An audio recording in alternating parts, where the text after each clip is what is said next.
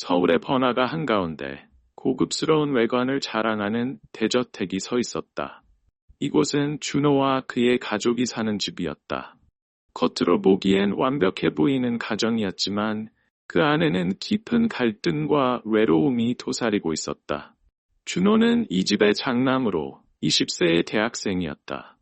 그는 성격이 온화하고 내성적이었으며 세상 물정에 다소 어두운 면이 있었다. 공부에 열중하고 친구들과 평범한 시간을 보내는 것이 그의 일상이었다. 그러나 그의 순진함은 곧 시험에 들게 될 터였다. 혜진은 준호의 계모였다. 40세의 나이에 여전히 아름답고 매혹적인 외모를 유지하고 있던 그녀는 남편과의 결혼 생활에서 깊은 불만을 느끼고 있었다. 혜진에게는 어두운 과거가 있었고 그로 인해 그녀는 내면의 공허함을 채우기 위해 위험한 방법을 찾곤 했다. 아버지는 성공한 사업가로 늘 바빠 집에 거의 들어오지 않았다. 그는 가족보다 일을 우선시했고 아내와 아들에게 충분한 관심을 주지 않았다. 그의 부재는 이 가정의 균열을 만들었다. 저 대가는 화려했지만 그 안을 채운 것은 차가운 공기와 억눌린 감정뿐이었다. 혜진은 남편의 잦은 부재로 인해 점점 더 외로움을 느끼기 시작했다. 텅 빈 집에서 그녀는 혼자 시간을 보냈고 그 공허함은 그녀를 괴롭혔다. 그러던 어느 날 그녀의 시선이 준호에게 머물렀다. 남편의 전처에게서 태어난 준호는 그녀에게 있어 단순한 이불아들 이상의 존재로 다가오기 시작했다. 처음엔 단순한 관심이었다. 혜진은 준호에게 맛있는 음식을 만들어주고 새 옷을 사다 주며 그의 하루에 대해 물어보며 다정하게 대했다. 준호야, 오늘 학교에서 어땠어? 그녀는 부드러운 목소리로 물으며 미소를 지었다. 준호는 처음엔 계모의 관심이 고마웠다. 집에서 늘 혼자인 그에게 누군가의 따뜻한 말은 위로가 되었다. 하지만 시간이 지나면서 혜진의 행동은 점점 더 가까워졌다. 그녀는 준호가 공부하는 방에 자주 들어와 어깨를 주물러 주거나 그의 손을 잡고 너무 피곤해 보인다며 걱정스러운 척을 했다. 어느 날 밤 그녀는 얇은 잠옷을 입고 준호의 방에 들어와 책상 옆에 앉았다. 준호야, 나 외로워서 잠이 안 와. 너랑 좀 얘기하고 싶어. 그녀의 눈빛은 따뜻함을 넘어선 무언가를 담고 있었다. 준호는 당황스러웠다. 그는 계모와의 거리를 두려 했지만 그녀의 부드러운 말투와 행동에 점점 마음이 흔들렸다. 혜진 씨, 저 괜찮아요? 그냥 좀 피곤해서요? 그는 고개를 돌리며 애써 외면하려 했다. 하지만 혜진은 멈추지 않았다. 준호는 혜진의 유혹을 피해 보려 했지만 그녀의 심리적인 조종은 교묘했다. 너도 나처럼 외롭지 않니? 우리끼리 서로 위로해 줄 수 있잖아. 그녀는 준호의 약한 부분을 파고들었다. 그의 순진한 마음은 점점 더 흔들렸다. 그러던 어느 밤 아버지가 또다시 출장을 떠난 날이었다.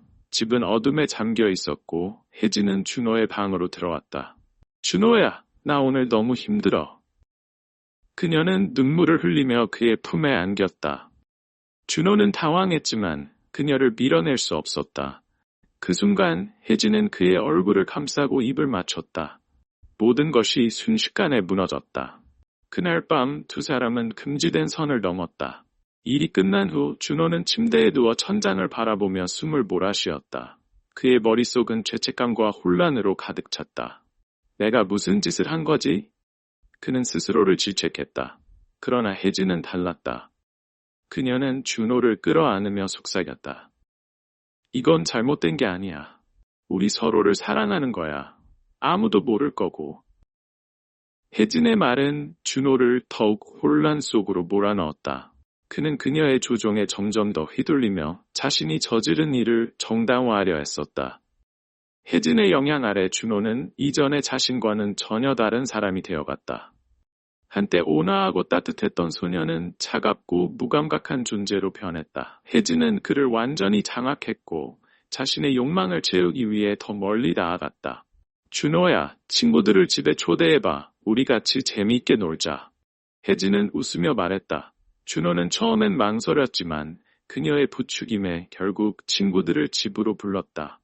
친구들이 도착했을 때 혜진은 매혹적인 옷차림으로 그들을 맞았다.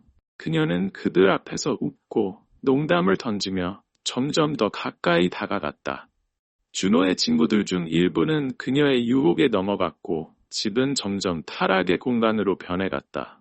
준호는 더 이상 자신의 감정을 느끼지 못했다. 그는 혜진의 꼭두각시가 되어 그녀가 원하는 대로 움직였다. 혜진은 자신의 매력을 증명하고 끝없는 욕망을 채우기 위해 이 모든 일을 즐겼다. 준호의 친구 중 한 명인 민우는 이 모든 상황을 의심하기 시작했다. 그는 준호가 점점 이상해지는 것을 눈치챘고 혜진의 행동이 단순한 친절이 아님을 느꼈다. 민우는 혜진의 과거를 조사하기로 마음먹었다.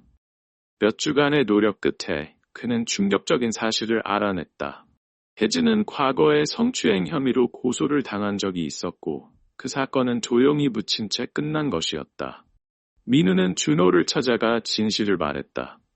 준호야, 정신 차려. 혜진은 널 이용하고 있는 거야. 그녀는 과거에도 이런 짓을 했어. 하지만 준호는 이미 너무 깊이 빠져 있었다. 너무 늦었어, 민우야. 난 이미 더러워졌어. 그는 차갑게 웃으며 친구를 밀어냈다. 그러나 진실은 결국 드러났다. 어느 날 아버지가 우연히 집에 설치된 보안 카메라 영상을 보게 된 것이다. 그 안에는 혜진과 준호, 그리고 친구들 사이의 부적절한 모습이 담겨 있었다. 아버지는 충격에 빠졌다. 그는 즉시 혜진과 이혼을 선언하고 그녀를 집에서 쫓아냈다.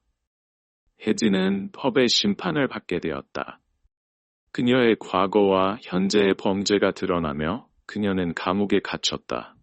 준호는 혜진이 사라진 후 모든 것이 무너진 것을 깨달았다. 그는 자신이 사랑이라 믿었던 것이 거짓이었음을 알게 되었고 친구들과의 관계도 돌이킬 수 없이 망가졌다. 마지막 장면에서 준호는 건물 옥상에 서서 서울의 야경을 내려다본다. 차가운 바람이 그의 얼굴을 스쳤다. 다시 시작할 수 있을까? 그는 혼잣말을 중얼거리며 눈을 감았다. 그의 앞에 놓인 길은 불확실했고 그의 마음은 여전히 어둠 속에 있었다. 이 이야기는 성적 학대와 심리적 조종이 가져오는 파괴적인 결과를 경고한다. 도덕적 경계를 지키는 것이 얼마나 중요한지, 그리고 비뚤어진 행동을 인식하는 것이 얼마나 필요한지를 보여준다. 동시에 결혼 생활에서의 외로움과 불만이 사람을 얼마나 위험한 길로 이끌 수 있는지를 반영하며 깊은 성찰을 남긴다.